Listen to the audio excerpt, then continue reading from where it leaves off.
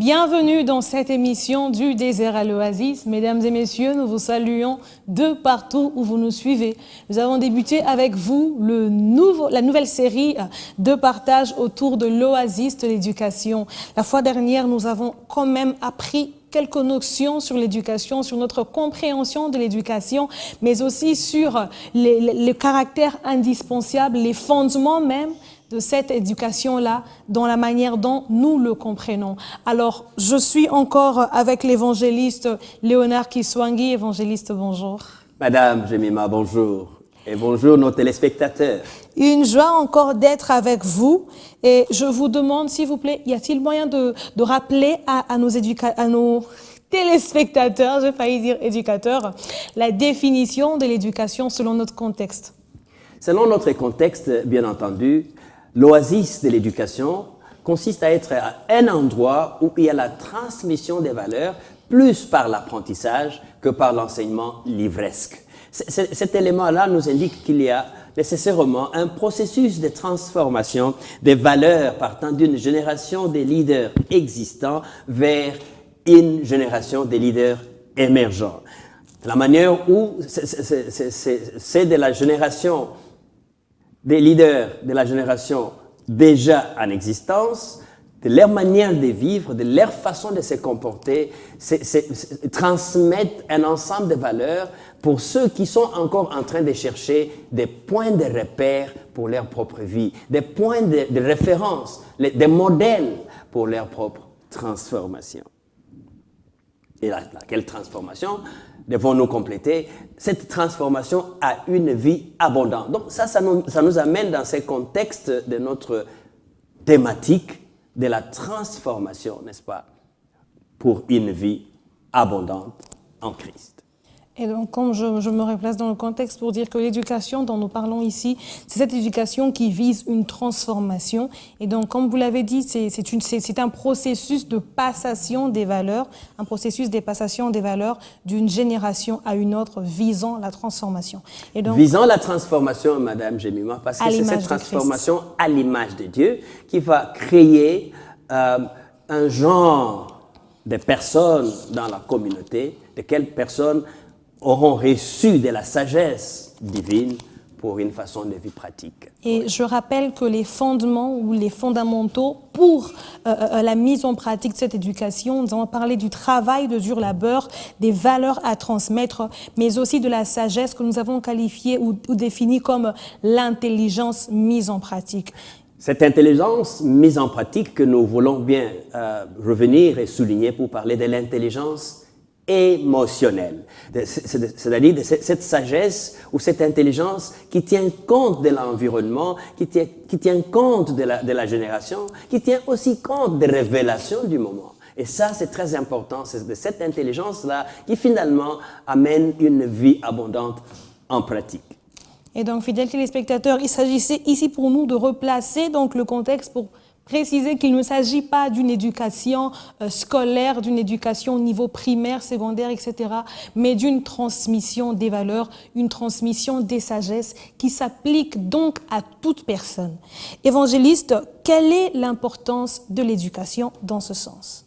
Évidemment, si nous nous plaçons dans les contextes de la transformation, partant du désert à l'oasis, partant de la disette à la vie abondante. Donc cette éducation, cette oasis devient un facteur très très important de transformation. Une société ne peut pas se transformer juste partant de brut, mais elle se transforme partant de bases, de repères et de références. Et c'est donc cette structure, cette oasis qui consiste à améliorer, n'est-ce pas, l'état de santé de toute une communauté. C'est donc de cette éducation dont il est question ici, qui transmet des moyens de substance qui contribuent à la vie, que dirais-je, à la vie améliorée, partant de la vie médiocre vers une vie sociale stimulée par le besoin de la croissance, les besoins de la qualité, contrairement à ce qui serait juste l'accumulation ou l'amalgame des connaissances théoriques et qui pourrait même devenir ce que Paul disait, votre intelligence vous rend fou. Donc ici, il est donc question de la sagesse qui rend encore plus sage et qui améliore la qualité de la vie, qui donne l'essentiel, n'est-ce pas, à la réalisation même des 17 objectifs. Vous voyez, il n'y a pas que l'école qui donne cette éducation dont il est question maintenant, mais nous parlons de toute la communauté qui se met, n'est-ce pas, à l'œuvre pour réaliser, entre autres, c'est que nos États ont pu appeler objectifs de développement durable. Et donc, c'est ces objectifs de développement durable qui contiennent, entre autres, les domaines économiques, les domaines sociaux, bien entendu, l'éducation. Merci pour ces éléments. Et vous avez parlé dans la première partie qu'il s'agissait d'une transmission d'éducation plus par apprentissage que par enseignement livresque. Alors, quelle est la différence que vous faites entre cet apprentissage ou oasis d'éducation et l'enseignement classique? Nous allons observer que le long de cette émission, nous parlerons plus d'éducation par apprentissage que de l'éducation par enseignement. La plus grande différence, ou la même plus simple, c'est que quand nous mettons l'accent sur l'enseignement, nous voulons bien nous atteler à l'intelligence. Nous voulons bien nous atteler à la transmission des connaissances, juste de manière générique. Mais lorsque nous parlons de l'éducation, de cette oasis qui est finalement cet endroit où la transformation de l'humain l'amène à partir de l'état de l'animalité pour l'amener à sa destinée, qui est donc l'état de l'humanité. C'est donc, si vous voulez bien me suivre, ce processus de l'éducation sera l'apprentissage parce que ça poussera l'éducateur ou la personne en charge de l'éducation de peser, n'est-ce pas, sur des facteurs, sur des principes qui amènent la transformation de l'humain. Parce que l'humain qui ne passe pas par cette transformation va ressembler à toute une vie animale. Mais pour arriver à amener l'homme, l'humain, à la vie de l'humanité, il lui faut passer par des éléments, des facteurs de transformation qui ne peuvent passer que par l'apprentissage et non pas par l'enseignement livresque, non pas par des discours qu'on appellerait les discours magistraux. En d'autres termes, on pourrait donner ici un exemple pour appuyer cette différenciation. Quand vous avez deux enfants qui sont dans le contexte de l'éducation, vous en verrez un, prenons dans le cadre de mon pays, qu'on amène dans un milieu où on exploite le diamant. Alors, on va parler du diamant à l'école, et l'éducateur ou le maître va insister, les diamants, et les enfants vont répéter, les diamants. Et les diamants, c'est une pièce, c'est une pierre, c'est une pièce. J'ai fermé ceci, point. Allez répéter, réciter. La classe est partie, tout le monde a bien récité. Ça, c'est un enseignement livresque, théorique. Par contre, vous verrez un autre éducateur, un autre environnement, un autre contexte, celui que nous croyons être les mieux adaptés et pour lesquels nous parlons de l'apprentissage, où la personne à qui on apprend, où on parle du diamant, on lui montre les diamants, il les touche, il les palpe, il fait la différence entre les diamants, pierres précieuses, et toute autre pierre qui n'aurait pas la même valeur que les diamants. De cette éducation, de ces deux enfants qui sont exposés à ce genre d'éducation, vous verrez que celui qui a eu la pratique, qui a eu à participer par des questions ou par l'expérimentation de la chose sur laquelle se passe l'éducation, aura plus de productivité, aura plus de fruits, n'est-ce pas, dans la vie, dans la transformation de celui qui a participé que de celui qui a accumulé, qui a gobé juste par des phrases à réciter. Donc voilà un peu, madame, la différence qu'il y a ou l'importance que nous voulons mettre sur l'approche de l'éducation-apprentissage que l'éducation enseignement livresque. Et qu'entendez-vous brièvement par apprentissage? Par l'apprentissage, nous attendons justement cette éducation qui fait participer, donc c'est l'approche participative. L'apprenant n'est pas juste comme le vase qui englobe, qui reçoit pour aller faire un examen et avoir des points, okay. Mais il participe, il pose des questions, il pousse l'intérêt par rapport à la chose apprise. Cette participation et en tout cas ce qui rend l'oasis de l'éducation différent de tout autre enseignement. Alors, évangéliste, vous parlez de l'approche participative dans l'apprentissage où l'apprenant n'est pas statique, mais il participe. Alors, quel est l'avantage de cette approche participative? Madame Jemima, nous avons tout à gagner en suggérant l'approche participative. Parce que observer dans la vie courante, c'est que quelqu'un apprend parce qu'il a entendu quelqu'un d'autre lui en parler, il ne gagne que 20%. Regardez, je vais avoir un enfant à la maison et je lui ai tout dit, il a tout entendu de moi, mais quand il sort, dans son comportement, il n'y a que 20% de ce que je lui ai dit qui est resté. Et les 80% de tout ce que j'essayais d'inculquer sur lui s'échappe. Il n'y a donc pas d'avantage à rester dans l'enseignement livresque parce que ça ne donnera que 20%, quoique c'est important. Deuxième avantage, ou deuxième élément pour voir un peu quel est vraiment l'avantage de notre approche, c'est que lorsque quelqu'un apprend simplement parce qu'il a vu, il est resté là, cloisonné, pas bougé, mais il a vu, il a regardé. Ce qu'il apprend par ce qu'il a vu avec ses propres yeux ne reste que à 30%. Et tout le reste, les 70%, s'échappent parce qu'il n'en a pas le contrôle.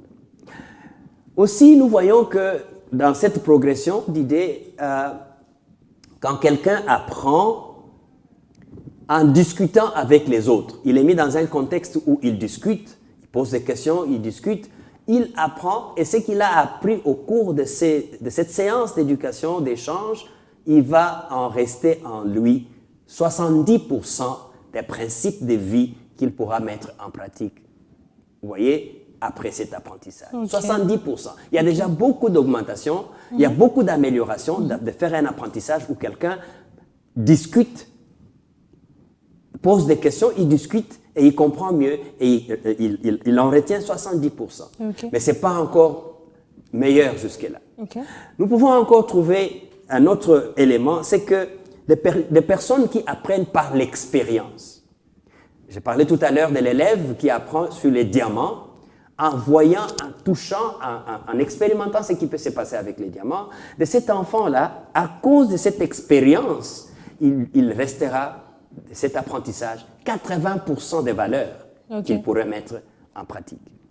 Mais même mieux que ce que nous venons de dire tout là, c'est lorsque la personne apprend en participant. Parce que dans la participation, il y a l'écoute, il y a la vue, il y a la discussion, il y a l'espace de questions et de réponses, et il y a l'expérimentation, c'est-à-dire il a posé une question et il a même touché la chose pour dire, donc ce que vous avez dit. De cet apprentissage, non seulement qu'il y a ça, la personne qui apprend de cette façon et qui met en pratique, qui prend ce qu'il a appris et qui peut palper de ça, qui peut donner ça à quelqu'un d'autre au même moment. Donc il y a la participation. Cette participation fait acquérir des valeurs ou des principes de valeurs à 95%, 95% des leçons ou des matières ou des principes de vie enseignés ou transmis dans cette approche, la personne reçoit, retient et applique à 95%, n'est-ce pas, des choses apprises. Voilà pourquoi nous pensons que l'enseignement participatif ou l'éducation par participation amène plus d'avantages que tout autre mode de transmission des valeurs. Proverbe 3, le verset 13 à 14 nous en donne même un appui en disant « Ils sont heureux, tous ceux qui ont trouvé la sagesse et deviennent intelligents. Il vaut mieux la posséder que l'argent. » Ces avantages sont plus importants que l'or. Pourquoi? Parce que ici, la sagesse permet que la personne qui s'est mise à expérimenter, qui a participé, obtient une sagesse de la matière apprise et il peut en bénéficier bien plus que celui qui a emmagasiné comme des richesses et comme de l'argent. Madame Jemima. Oui, évangéliste, j'aimerais quand même aider ceux qui nous suivent à avoir une même compréhension avec nous, en comprenant ce que nous entendons par l'éducation, cette transmission des valeurs et sagesse et tout. Peut-on faire corroborer cela avec ce qui est appelé communément ici, à Kinshasa le coaching ou la formation, parce qu'il y a plusieurs personnes qui a peut-être un jeune autour de lui avec qui il est souvent, et ce jeune l'appelle mon coach parce que voilà, il sait être avec lui tout le temps, apprendre de ce qu'il fait, poser des questions, et parfois celui qui l'appelle coach le laisse parfois faire ses tâches, etc. Est-ce que nous pouvons appeler l'éducation dans notre sens coaching aussi? Madame Jemima, vous soulevez là un point très important dans notre processus. Oui, nous avons parlé de coaching, ou nous en parlerons encore davantage, mais l'éducation par l'apprentissage n'est pas seulement les lieux où il y a le coaching. Parce que dans les coachings, il y a plus l'accompagnement, l'encouragement et la redevabilité. Ces éléments-là appartiennent dans l'approche participative aussi, mais bien au-delà. Okay. Parce que dans l'approche de l'apprentissage, de l'éducation, l'oasis qui vise à transmettre des valeurs, la chose la plus importante qui arrive, c'est qu'il y a l'intentionnalité. Très, très important que la personne qui se met dans une position de leader existant se met dans sa tête que son action vise à faire une référence, vise à préparer un lieu où l'apprenant, où les leaders émergents peut jeter un coup d'œil en arrière et se dire « ces éléments-là valent bien la peine d'être développés partant de moi ». Donc, il est très important de comprendre et aussi que la plupart des éléments qu'on trouve sur la place publique aujourd'hui, des coachs, des influenceurs, il faut bien faire attention pour ne pas amener. Par exemple, je vais vous donner un exemple pratique qui tient compte de ce que vous avez soulevé là, Madame Jemima. Nous nous trouvons à Brazzaville avec un leader, un responsable, je ne cite pas de nom. Nous sommes supposés participer dans une formation, dans une église. Et le matin, le leader est habillé avec une chemise et il s'est peigné d'une certaine manière. Oui. Mais il est coach. En son modèle comme coach, l'équipe qui était avec lui le matin, qu'il a vu comment il s'est coiffé, comment il s'est habillé, demain, au prochain enseignement, ils vont se faire coiffer et se faire habiller, si pas dans la chemise de même couleur, la chemise de griffes comme celui-là. C'est leur coach. Et là, ce n'est pas intentionnel que cet coach ou cet éducateur s'est habillé ou a agi comme il a agi. Mais les autres qui ont copié ou qui veulent agir exactement comme celui-ci, à ce moment-là, il y a le risque de ne pas atteindre des valeurs fondamentales, transformationnelles dont il est question ici. C'est pour cette raison que nous voulons bien rester dans ce cadre parlant de l'éducation, l'oasis de transformation des valeurs, parce qu'il y a derrière l'intentionnalité et les conséquences à long terme à tirer.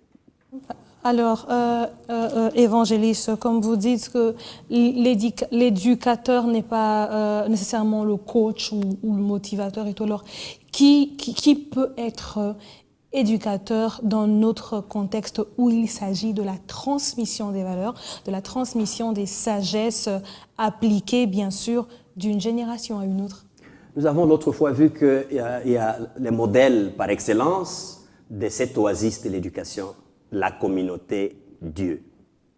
Dieu, quand il prépare cette plateforme oasis de l'éducation, il fait ça pas juste comme l'acteur principal, Dieu le Père, mais il y a le Dieu le Père, le Fils et le Saint-Esprit constituant une communauté d'apprentissage. Et donc le modèle que nous voulons établir ici, c'est un modèle qui évite de placer la responsabilité sur une couche de la société plutôt qu'à une communauté.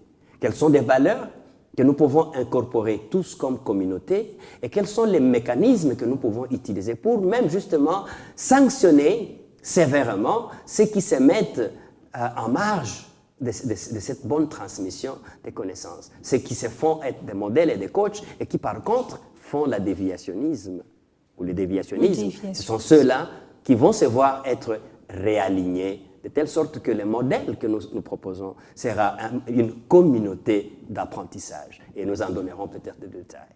Et donc, merci à vous, évangéliste Léonard. Il s'agissait aujourd'hui, fidèles téléspectateurs, de parler encore de l'éducation qui est entendue comme la transmission par un apprentissage participatif, comme nous l'avons dit, et non par l'enseignement livresque, mais la transmission des valeurs, la transmission de la sagesse en vue de la transformation, en vue de l'amélioration de vie, en vue de la contribution au bien-être de la société, en vue du bien-être ou de la transformation aussi de la communauté. C'est cela que vise l'éducation dont nous parlons dans cette émission. Et donc, nous nous disons que si vous avez des questions, n'hésitez pas d'appeler, d'écrire au travers du numéro qui s'affiche au bas de l'écran. Suivez-nous aussi au travers de notre chaîne YouTube African Enterprise RDC. Vous retrouverez les émissions précédentes pour lesquelles vous pouvez aussi poser des questions. Je vais inviter l'évangéliste à prier pour la fin de cette émission. Père, nous prions que tu nous inspires encore davantage pour que ces domaines, cette grande montagne ne soit pas laissée juste pour compte, mais que nous puissions prendre en compte le préparatif, l'intentionnalité et les facteurs nécessaires qui doivent entrer pour que la transformation de notre communauté ne soit pas juste laissée à des personnes qui sont juste en quête d'argent.